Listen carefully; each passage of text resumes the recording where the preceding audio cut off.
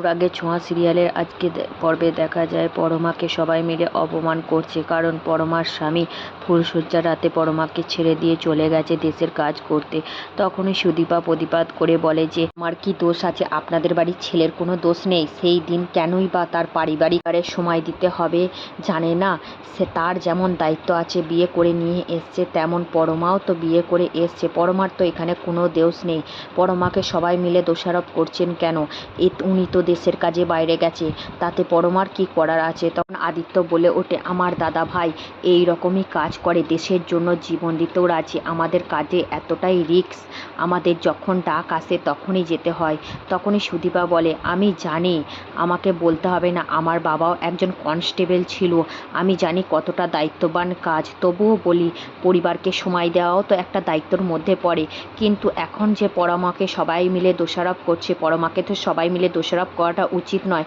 ও খুব ভালো ধরনের মেয়ে, ও তো আমার মতন আপনার ঘাড়ে চেপে আসেনি। উনি তো বিয়ে করে ওনার স্বামীর হাত ধরে এই পরিবারে ঢুকে। তখনই সুদীপা বলে, পরমা তুমি চিন্তা করো না, তোমার জীবন সব কিছু ঠিক হয়ে যাবে। তখনই পরমার শাশুড়ি এসে বলে, তুমি এত পাকা পাকা কথা কেন বলো? তোমার খুব কথাগুলো চ্যাটাং চ্যাটাং শোনায়।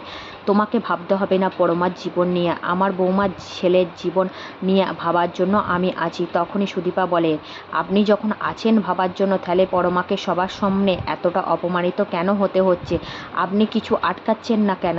এই সমালোচনা আপনিই তো বন্ধ করতে পারেন, আপনি তো কোনো প্রতিবাদই করছেন না। শাশুড়ি বলে, তুমি কদিন হলো পরমাকে চেনো সুদীপা, তাই যে তুমি পরমাকে নিয়ে এত কথা বলছো? পরমা আমার বৌমা, যা কথা বলার আমি কথা বলবো, তোমাকে বলতে হবে না। তখনই সুদীপা বলে যে ও আমার বোন, তার মানে? তখনই তার শাশুড়ি বলে, মানে আর কিছুই নয়, যা জেউলির সম্পর্ক কতটা দাম দিতে পারবো জানি না, কিন্তু আমি মনে মনে অন্তর থেকে ওকে বোন বলে মানি।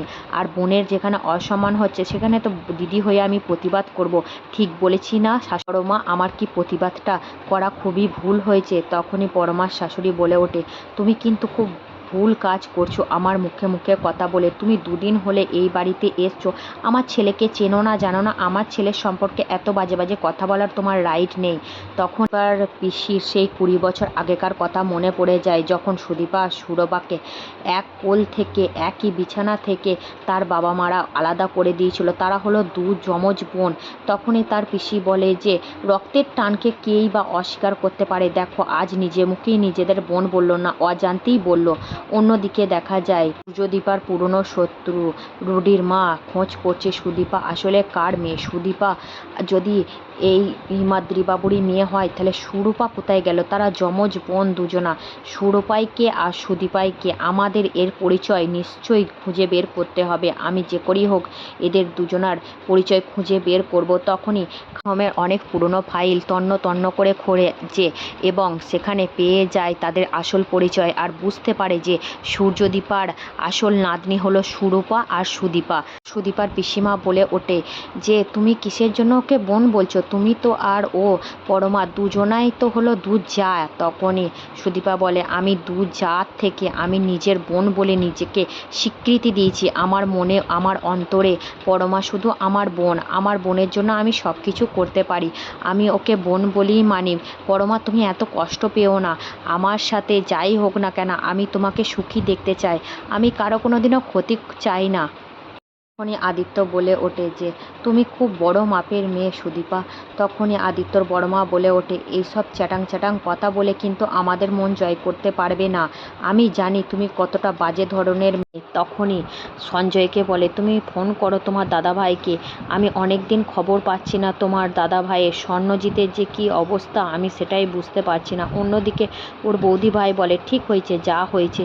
তখনই তার বড় মা ফোন লাগায় স্বর্ণজিৎকে, কিন্তু টাওয়ারের জন্য বলে, আদিত্য তোমার ফোন থেকে ফোন করো তো, তোমার দাদাভাইকে আমি ফোনে পাচ্ছি না। তখন আদিত্য ফোন করে পুলিশ কর্তাকে এবং তারা জানায় যে একটা রিক্সের কাজে স্বর্ণজিৎ বাইরে গেছে। তখন তো পুলিশের বড় কর্তাকে ধন্যবাদ জানিয়ে ফোনটা রাখে। এই কথা শুনে বাড়ির লোক অনেক চিন্তিত হয়ে পড়ে। আদিত্যর মাও খুব চিন্তা করে, বড় মাও খুব চিন্তা করে যে ও অনেক বড় বড় অপারেশনের রিস্কের কাজে আমাকে কোনোদিনও জানায়নি। আমি যে কত বছর চোখের জল ফেলে কাঁদিয়েছি সে আমি জানি। আবারও না জানিয়ে ও রিস্কের কাজে চলে গেল। এই বিবাহিত জীবন শুরু হয়েছে। পরমার কি হবে? তখন পরমা অনেক কষ্ট পেয়ে কাঁদতে কাঁদতে ওপরের ঘরে চলে যায়। পেছু পেছু সুদীপা যায়। সুদীপা বলে, তুমি কেঁদো না পরমা, আমি আছি তোমার বন্ধু হওয়ার জন্য। তখনই পরমা বলে, তুমি আমার জীবনটা ছাড়খাড় করে দিয়েছো। তুমিও মনে করো স্বর্ণজিৎ আমার জন্য বাড়ি ছাড়া হয়েছে? বলো আমার কি দোষ আছে তুমি বলতে পারো? তুমি আমার জীবনে এলে বলে আমার জীবনটা এলোমেলো করে দিলে। তখন সুদীপা বলে যে আমি তোমাকে বোন বলে মানি। তখন পরমা বলে, আমি তোমার সাথে কোনো সম্পর্ক রাখতে চাই না, আমি তোমার বোন হতে চাই না। তখনই সুদীপা বলে, আমি যখন তোমাকে ছোটোবেলায় দেখেছিলাম তখনই আমি তোমাকে বোন বলে মেনেছিলাম, বন্ধু বলে মেনেছিলাম। আমি ভেবেছিলাম আমাদের যখন দেখা হবে তখন আমার একজন ভালো বন্ধু হবে। আমার জীবনে এর আগে কোনো দিনও বন্ধু হয়নি জানো। তখনই আদিত্য এই কথাগুলো সব দরজার সামনে থেকে শোনে। পরমাকে সান্ত্বনা দেয় সুদীপা, সেসব কথাও শোনে। সুদীপা এটাও বলে, আমি ভেবেছিলাম তোমার সাথে এবার যখন দেখা হবে আমি তোমাকে বন্ধু বলে স্বীকৃতি দেবো, কিন্তু এখনকার পরিস্থিতি অন্যরকম। এখন তুমি এক তীরে আমি এক তীরে দাঁড়িয়ে আছি। তখন পরমা বলে, তুমি আমার জীবন থেকে সব কিছু কেড়ে নিয়ে এখন তুমি আমার বন্ধু হতে যাবে? আচ্ছা আদিত্য, তুমিও বলো না কেন তোমার দাদাভাই কি আমার জন্য বাড়ি ছাড়া হয়েছে? তখন আদিত্য বলে, তোমার জন্য দাদাভাই বাড়ি ছাড়া হয়নি, আমার জন্য দাদাভাই বাড়ি ছাড়া হয়েছে। আমি নিজেকে সারা দিন দোষী করে রাখছি যে আমার জন্য আমার দাদাভাই আসতে বাড়ি থেকে চলে গেছে।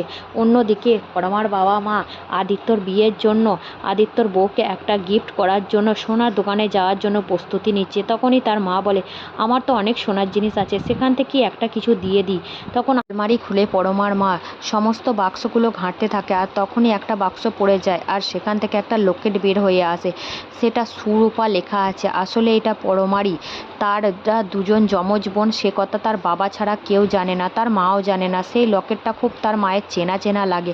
বলে, এটা কার গলায় দেখেছি আমি বুঝতে পারছি না, আর এটাতে সুরূপা লেখা আছে। তখনই তার বাবার অতীতের কথা মনে পড়ে যায় যে সুদীপা আর সুরূপা যমজ বোন, আমরা এদের দুজনকে আলাদা করেছি। এখন আমাদের কাছে যে সুরূপা আছে তারই নাম রেখেছি আমরা পরমা।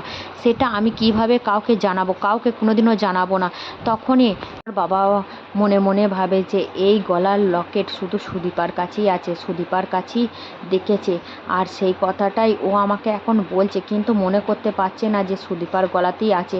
কোনোভাবে যদি গিয়ে আবারও সুদীপার গলায় সেই লকেটটা চিহ্নিত করে তাহলে কি হবে? আমি মায়াকে কি জবাব দেবো? তখনই বলে ওঠে, এই লকেটটা তো আগে দেখিনি, কোথায় ছিল? অন্যদিকে আদিত্য রেডি হয়ে চলে এসছে আর সুদীপাও রেডি হয়ে চলে এসছে রিসেপশনের জন্য। সুদীপার শাশুড়ি বলছে, তোমাকে খুব ভালো লাগছে মা, এই জায়গাটায় বসো, তোমাকে আজকে অনেক সুন্দর লাগছে, তুমি আমার ঘরের লক্ষ্মী, তুমি ভালো থেকো, চিরকাল সুস্থভাবে থেকো, আমার ছেলেকে নিয়ে তোমার সংসার জীবন সুখের হোক। তো সুদীপাকে এই সাজে দেখে অনেকটা থমকে যায়, খুব ভালো লাগে। সে মনে মনে অন্তরে অন্তরে বলে, তোমাকে খুব সুন্দর দেখতে, তোমাকে এত সুন্দর দেখতে না, তুমি মন থেকে যেমন খাঁটি তেমন তোমার রূপও খাঁটি।